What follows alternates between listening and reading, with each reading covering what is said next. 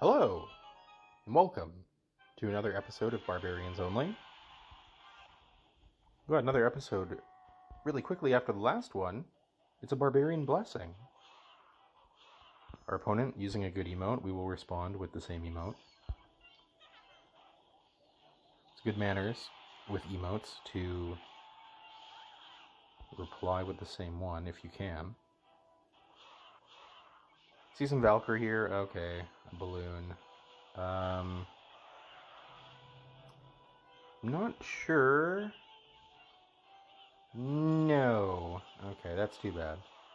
But we will get some counter damage on the other side, and that will definitely work out to a bit more than the balloon, thankfully. Knowing that he has balloon, we will play the hut further forward to increase the chance that it will go to the hut instead of the tower. We also want to consider when we are using freeze, because it can be actually pretty good to use or save the freeze for the balloon. Now, Electro Giant is also very good against Barbarians. As you can see, the counterattack damage is quite powerful. Electro Giant is another card which we like to use freeze against. However, we need to combo that with something.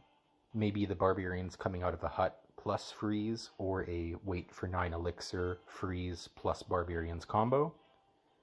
Obviously, if we do that, we won't have much room to stop the balloon. So if he puts in Electro Giant behind his King Tower, and as it's crossing the bridge, he uses a balloon, that can be quite a dangerous situation for us. In a situation like that, again, the freeze will be critical. Oh, let's see if we can just ignore this. I don't think so. That's too bad. I didn't feel like doing anything about it. A balloon is probably coming, so we're going to use a bar barrel early. This will get one hit on the tower if he doesn't do anything. We'll follow up with arrows. Again, we want to keep his elixir in a place where we know we can manage it. Either an Electro Giant or a balloon should come up right now if our opponent wants to win. So we'll see. Going for the freeze. Actually, we can afford a bar barrel here too. And we don't even need to reply to the balloon because the Cannoneer will take care of that. Very nicely. And we'll get the tower on this side because we didn't have to use the freeze on the balloon. We managed to just kill it by blocking with a hut, and so we can use that freeze on the counterattack to guarantee the crown victory. So good game there, Barbarians Only. We're going to hit the play again button.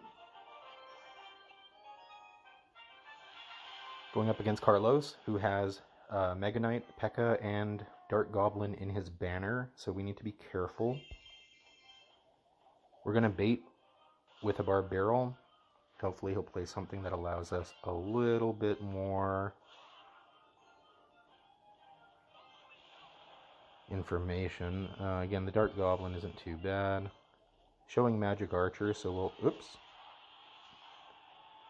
We just wanted to kill those so that we could, again, keep up the pressure and make him put something more on that lane. But missing the arrows there is going to open us up to probably a giant attack? Oh, I guess not.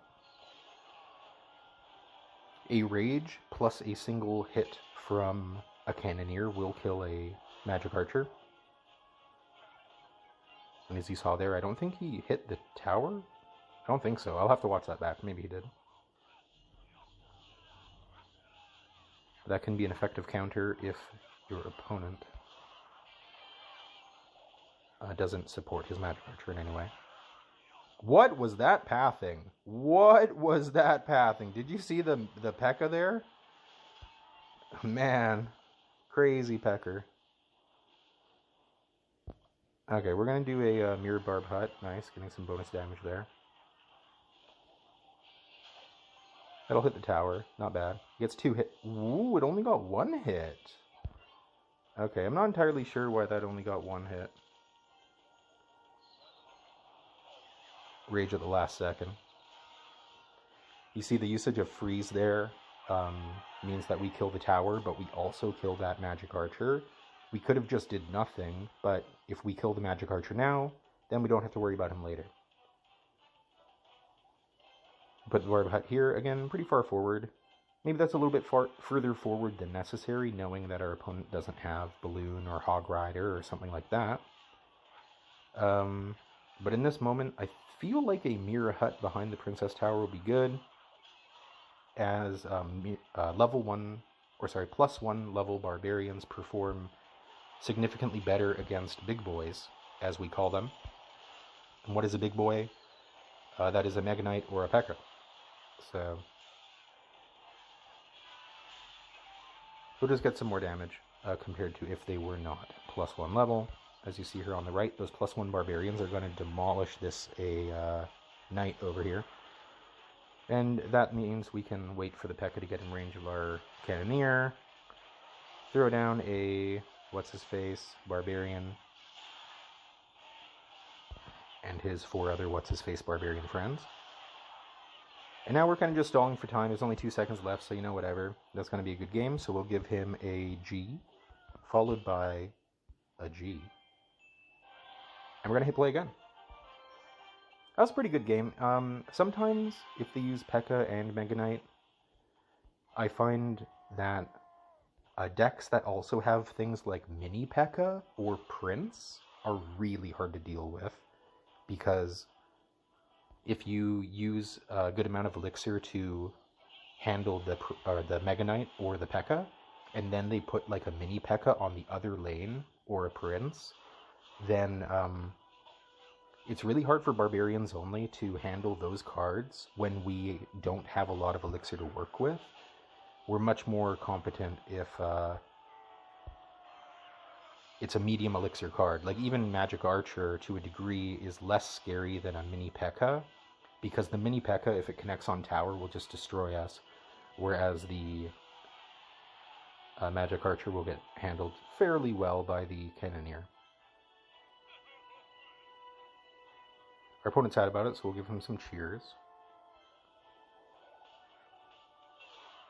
We'll take a hit on tower there, not necessary. He also has Goblin Barrel. It's interesting that he waits 1 minute and 10 seconds to use it for the first time.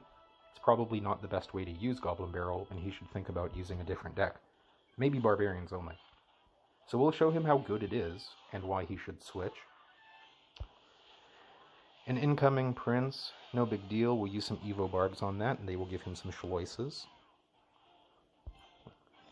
It's unlikely he'll have... We could try to get some jank with a freeze, but as you notice there, we have only 4 Elixir.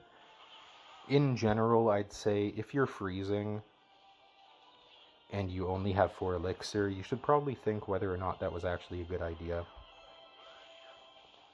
It can be, but it's probably not.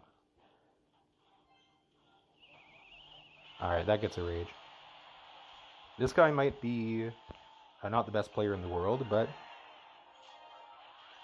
every single person you play with Barbarians only is a challenge in and of itself, so congratulations to us for winning this game. It's not over yet, we are in double Elixir.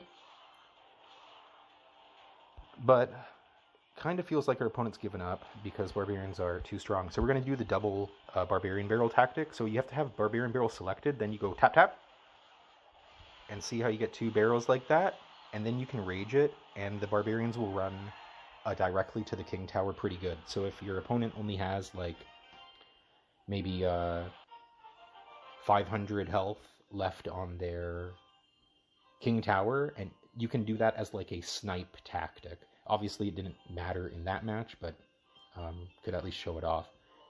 Combining that with a freeze or a rage helps the Barbarians get to the tower quicker too, and you basically just want to snipe it. It works again like maybe 800 health or less. We got some lucky drops. I guess that's cool. I don't know. I like chess better, but that's just a Barbarian thing, I suppose.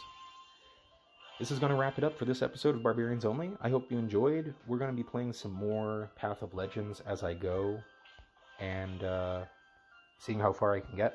It's been a while since I've actually did a solid push. So maybe this season will be the season where we do a big solid push. Hope you join us for that and enjoyed this video. Have a great rest of your day, and I will see you next time.